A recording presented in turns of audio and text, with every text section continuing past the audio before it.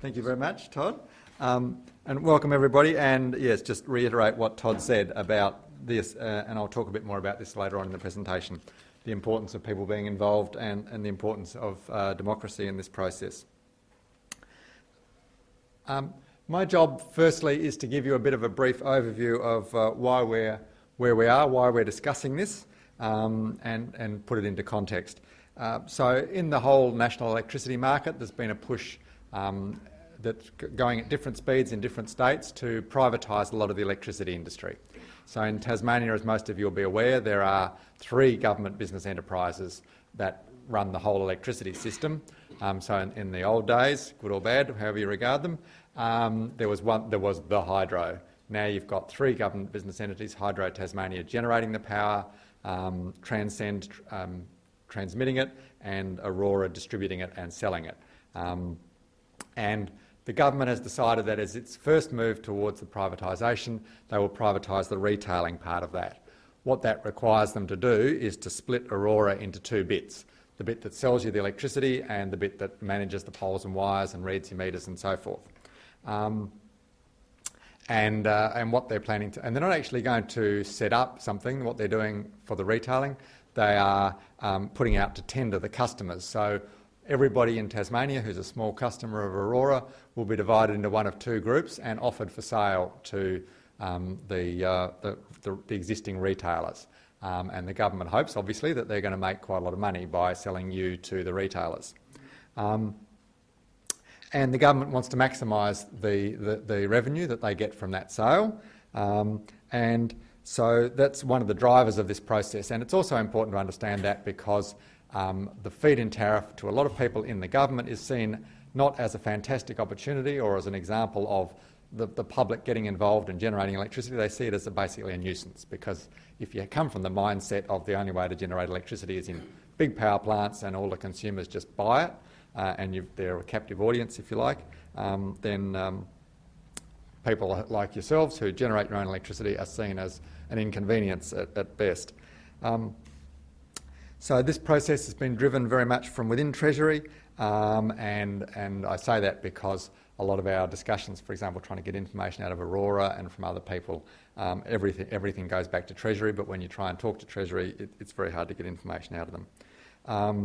There is also an agenda coming from the national electricity market in relation to COAG, the Council of Australian Governments, agreements about winding back what are perceived to be subsidies. And certainly in some other states there have been quite substantial subsidies for solar.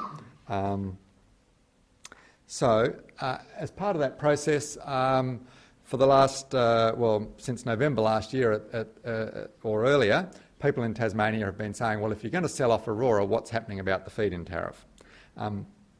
So the Climate Action Council took the running on this and wrote a submission to the government and said, you need to consider this. These are the reasons why it's good to have a good feed-in tariff policy.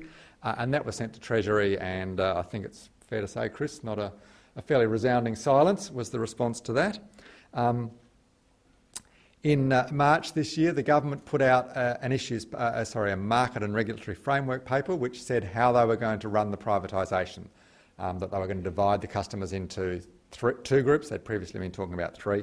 Divide the customers into 2 groups, sell them off, and this is how they were going to deal with the fact that Aurora was currently sponsoring a football team, and this is how they were going to deal with pay-as-you-go meters, and this is how they're going to deal with all this stuff. Absolutely nothing about feed-in tariffs. So a bunch of us got together and put out a background paper and got people to write submissions.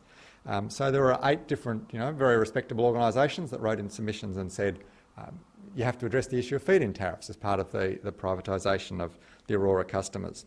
So then the government put out a response to the consultation, and I love this quote because it's straight out of Yes Minister. The government will make a policy announcement once the matter has been considered in further detail. So that's kind of like 5 months after they were alerted to the fact that it was an issue that they had to deal with, and that they had actually passed legislation already for the retailing, the sale of the retailing. Then on the 8th of May, there was media coverage saying the Minister was about to get advice from Treasury eventually, and that he was about to make a decision. So a lot of people jumped up and down about that. Then on the 16th of May, we actually got the issues paper that we're discussing today. So I'm telling you all this kind of boring detail, partly to vent my frustration and partly because it lets you know that it's only public pressure that actually gets this stuff on the agenda.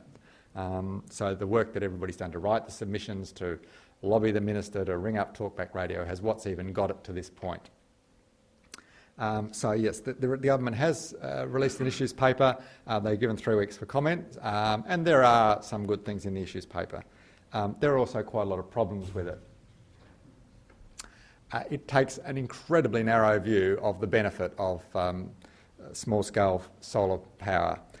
It ignores all of the benefits that we'll talk about a bit later on in terms of creating jobs, producing power closer to where it's used, engaging the public, diversifying the supply of electricity. So we'll come back to those issues. It's also very narrow in the sense of, we've got a feed-in tariff for under 10 kilowatts at the moment, we have to do something with it, so we'll do this with it, rather than saying, where's the state going? What's our vision for renewable energy? What sort of electricity system do we want? And as part of that, and this is my particular agenda, it's limited again to under 10 kilowatts. So, and there are fantastic advantages for rooftop solar. There are also great advantages for people to do projects as a community, on schools, on shopping centres, and a whole range of different models on farms and so forth, because it's not just about solar. But all of those issues aren't dealt with because the issues paper says this is about under 10 kilowatts, which is basically, 1 or 2 large houses. There are also just mistakes and errors in the issues paper.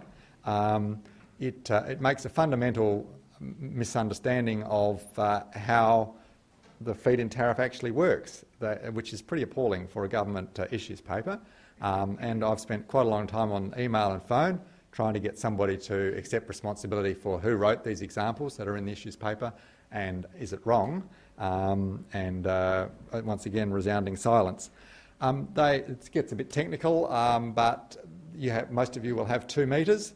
Your solar panels will be connected to 1 metre. It will reduce the amount that you buy through that metre. It won't have any impact on the other metre. That means that you could be exporting electricity in 1 metre and importing it in the other metre. That doesn't matter when it's 1 for 1. It evens out. But if they drop the tariff below, say, the 16 cents heating tariff, it means that you could be generating electricity and they will give you less money for it and then sell it back to you at the same time, in a sense, for a higher price. And they've done absolutely nothing because it doesn't even leave your property. So there's a physical problem of how the solar feed-in tariff works, and there's a problem that the government issues paper doesn't understand physically how that works, and as a result they've produced an example in there of what it would cost, how it would change, how much you would get, which is just wrong. The other thing is that it makes a claim about $10 million is what the feed-in tariff would cost next year if it was maintained at a 1-for-1 basis. Again, I've spent a lot of time on the phone to Aurora and to emails to Treasury and speaking to ministerial advisors, saying, where does this 10 million figure come from? Minister's advisor says it comes from Aurora. I ring up Aurora. They say, oh, that's not our figure. That's the Treasury figure. So I send an email to Treasury. I say, where does this figure come from? Oh, no response. So we've used the data that Aurora provided, and we've analysed that, and as far as we can work out, if you make the worst assumptions about what the electricity that you feed back is worth, that it's only worth 7 cents, and it's worth a lot more to the system to that. The net cost of the feed-in tariff is about, next year, would be about $5.3 million. Now that's in an Aurora turnover of $1,492 million, and we're arguing about $5 million. I think any sensible accountant would say, we'll pay the $5 million, everybody's already doing it, they were given an understanding, and it's only going to cost us, whatever that is, Craig's mathematical genius, 5 million out of out of 1.5 billion, sorry? 0.25% of their turnover. And as we'll demonstrate, there are a whole bunch of issues. So it really oughtn't to be on the agenda. There's no reason why it is exorbitantly expensive to continue that, but the minister likes to bandy this figure around and say it's unsustainable and it's a cross-subsidy and so forth. So they're kind of, and there's also an issue that, I don't know if either of the Watsons are here tonight, are they? Bob or Steve? Yep, thank you. Really it's great the feedback we're getting from people who really understand these issues and have pulled apart the government's figures and analysed them and are showing up the mistakes in them. And their assumptions about how much of your electricity that you generate you use yourself versus how much is exported are also very badly wrong and affect. And now the thing about all of these problems is that they all seem to go in the one direction, which is that they make it look like not a big deal to drop the feed-in tariff, but very expensive if you keep it. So all of the mistakes they make all go in the same direction of being anti-feed-in tariff. So if they were random errors, you know, that pattern wouldn't exist. On a more positive note of the benefits, and I think most of you are aware of these, so I just want to kind of get them on the agenda really and leave time for people to discuss. But obviously, this is the employment generator. So these are the things that are not regarded in the issues paper in the government's very narrow view of the benefit of the solar industry. So obviously, it creates employment throughout Tasmania. It's in a growth industry, it's in an expanding industry, it's in an industry where Tasmania could be exporting its skills and expertise to the rest of Australia. It diversifies the energy base. At the moment, the government says they're concerned about the fact that hydro has the monopoly on wholesaling, but they don't actually do anything much to encourage either individual people to generate electricity or commercial wind farms or other ways that we could get our energy from a wider range of sources than just the hydro. It generates power close to where it's used, and that's an advantage because it makes the system more robust. It means that there are less poles and wires, and the cost of that transmission and distribution network is a very big part of your electricity bill, and over time generating the electricity locally can reduce that. Tasmania is in a particular situation with renewable energy that it's got, in a sense, a huge battery in the hydro that we can generate renewable energy from solar and wind and tidal and whatever any time of the day, and that saves hydro letting water out of the dams. They're constrained not by how much capacity they've got, but by how much water they've got. So it is very easy. Anything that you generate, anything that anybody else generates, saves them letting the water out of the dam. And the beauty of that is that they then sell that to the mainland. And they sell it, obviously, being smart business people, when the price is highest. So that's a very big net benefit to Tasmania, that all of the renewable energy that is generated enables Tasmania to export more renewable energy to the mainland at the times when the prices are best. You know, the government likes to talk about Tasmania's clean, green reputation, but to me it feels a lot like they're trading on the existing assets. They're not really building up the assets, you know. And certainly in the renewable energy area they're not. So that they're not doing the sort of things that they could be doing to really encourage diversification of renewable energy, promoting Tasmania's skills in that area. The other beauty of the whole process of people putting solar panels on their roofs and being engaged in this, as we've seen from the level of comment that we've got back from people, is people become very educated about energy. If you want a more efficient energy system, if you want a better energy system, then people understanding what it takes to produce energy and how you use it and when you use it, that's a fantastic spin-off of people being able to, of people getting involved in generating their own electricity, rather than it being this anonymous thing that comes out of the wall and 3 months later you get a bill and you go, oh my God. People are now thinking about, you know, how much electricity they use, what they're getting paid for it, what they're paying for it.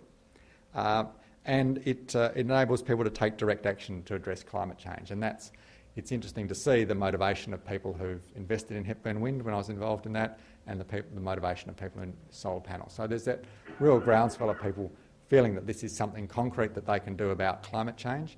And once again, that's not being recognised in government policy.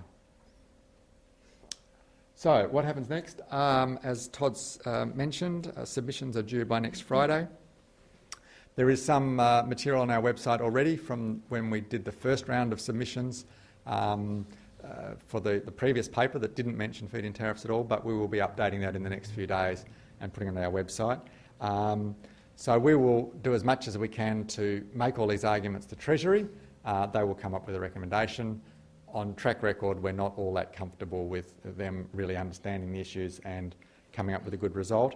Ultimately, this has to go to Parliament. If there's not new legislation passed that sets the requirement for, well, put it the other way, new legislation is required for the new retailers that come in from the 1st of January to tell them what to do about feed-in tariffs, and that decision has to be made in Parliament ultimately, and so that's another avenue for your voice to be heard. So in the short term, it's about getting those submissions in, getting the technical facts, refuting some of the errors, but in the longer term, it's about making your voice heard. So the guiding principles of what we're looking for. Firstly, there's the equity issue for people who've already invested. These systems take 5 or 10 or more years to pay off, particularly for the pioneers who invested earlier on when prices were higher, and they've had a reasonable expectation of getting the feed-in tariff for enough to cover their costs. So it's important that people are treated fairly in that respect. There is also the fate of the solar industry. Obviously this level, and Ben and John will talk later about the effect on the industry, but there's a sad history in other states of flip-flops on government policy that go from too generous to not generous enough, and the solar industry trying to cope with that. To support an industry, you need to have continuity, you need to have certainty about what's happening, and you need to have a policy that makes sense to people to go on investing in solar. And the other thing that we want, obviously, is a feed-in tariff, and there are other things the government can do as well to support distributed renewable energy. So I think that's it. So that's Solar Citizens, org.au/TAS is the website where we're putting up the material to support the campaign. There's my email address and phone number. So that's the background. Craig now has the job of explaining to you a little bit more about how the national electricity market works and some of the benefits of solar systems. Thanks.